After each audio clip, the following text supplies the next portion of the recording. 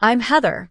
3 weeks ago, I sat in a courtroom, signing away what seemed like my entire life to my soon-to-be ex-husband, Ethan. The grand house, both cars and the real estate firm we'd built together. All of it was his. My lawyer pleaded with me not to do it, but I knew what I was doing. Ethan's mother, Mrs. Thompson, smirked from the gallery, relishing in what she thought was my defeat. And Lily, Ethan's 25-year-old mistress, took a selfie right there, as if celebrating my downfall. Ethan, the man I once thought I'd grow old with, grinned like he'd just won the jackpot. But that smile vanished in an instant when his lawyer finished reading the final clause of our agreement. Let me take you back 8 years to when I first met Ethan. I was a young, ambitious accountant at a well-known firm in the city. Ethan was charming, with a vision for real estate that seemed to shine bright. We fell in love quickly and got married. Our life together seemed like a perfect picture. We lived in a large, beautiful house in the suburbs of Seattle, a place filled with memories of dinner parties and laughter. Ethan was in charge of the finances, always assuring me that he'd take care of everything while I focused on the home. A few years into our marriage, we had a son, Jake. From the moment Jake was born, my world revolved around him. But Ethan saw Jake differently. Jake was more of a status symbol to him, something to boast about at business dinners rather than a child to love and nurture. Ethan was often absent, missing Jake's first steps, his first words, and countless school events. One night, about 3 years ago, Jake had a school trip coming up and I needed his passport. Ethan usually kept important documents in his locked office, but that night, he'd left for a late meeting and forgotten to lock the door. As I rummaged through the top drawer to find the passport, my hand brushed against a stack of envelopes. The return addresses on them made my heart stop. They were from banks, with words like "Final Notice" stamped in red. I opened the envelopes one by one. Ethan's real estate empire was drowning in debt, over $2 million. He'd never breathed a word about it to me. I was shocked, but I quickly composed myself. I took out my phone and photographed every document, making sure to timestamp and date them. Then I put everything back exactly as I'd found it. I knew I couldn't confront Ethan right away. So I reached out to my college friend, Mia, who worked at a local bank.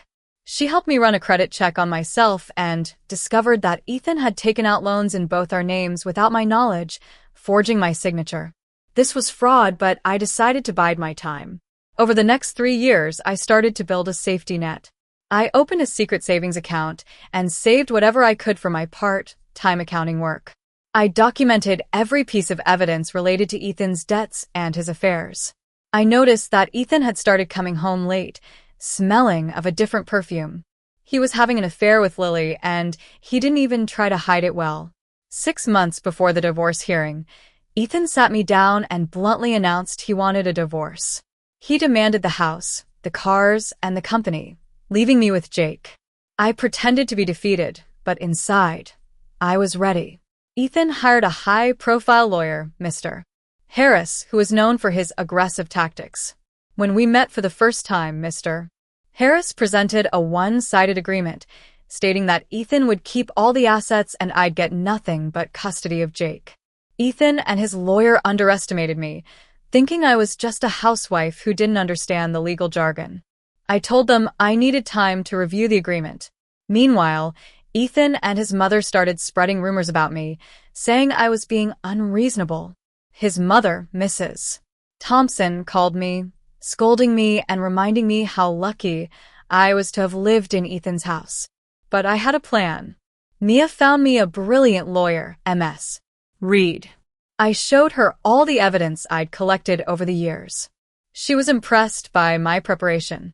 Texas is a community property state, and she explained that we could use a liability assumption clause. If Ethan wanted all the assets, he'd also have to take on all the debts, over $7 million. We drafted an agreement that gave Ethan exactly what he wanted, with the liability assumption clause hidden on page 47 of a 52-page document. We also included a waiver of independent review, knowing that Ethan's ego would prevent him from getting an independent audit. The pressure from Ethan, Lily, and his mother increased. Lily called me, asking me to speed up the divorce process. Ethan sent me threatening emails, but each threat was like a nail in his own coffin. The family meeting was Mrs. Thompson's idea. At the meeting, she announced that I'd agreed to Ethan's terms. I pretended to be submissive, but I knew what was coming. The night before the hearing, I sat in the small apartment Jake and I had moved into. I reviewed the agreement one last time. I was nervous but also excited. I knew that tomorrow, I'd finally be free. The next morning, I dropped Jake off at Mia's and drove to the courthouse. Ethan was already there, looking confident. As the agreement was read in the courtroom, Ethan's smile grew wider. But when his lawyer reached page 47 and realized the liability assumption clause, his face turned white. Ethan was in shock. He tried to claim fraud, but the judge pointed out that he'd signed the waiver voluntarily and that the financial records were public. His mistress, Lily, was furious, realizing that Ethan was not the millionaire she thought he was. Ethan's mother left the courtroom in embarrassment. In the end, Ethan was left with nothing but debt, and I walked out of the courtroom a free woman. 3 months later, Ethan's business went bankrupt. The house was sold, and the cars were repossessed. He lost his job and had to move into a tiny studio apartment. Jake and I started a new life. I went back to full-time accounting and was soon promoted. Jake was happy at his new school and had made many friends. 1 year after the divorce, Ethan reached out to me, saying he'd been in therapy and wanted to be a better father to Jake. I decided to give him a chance, setting strict conditions. Looking back, I've learned that silence can be a powerful weapon. The people who underestimate you are often the ones who fall the hardest. I'm stronger than I ever thought I could be, and I'm ready for whatever the future holds. If you're going through a tough time, remember that you're not alone, and there's always a way out.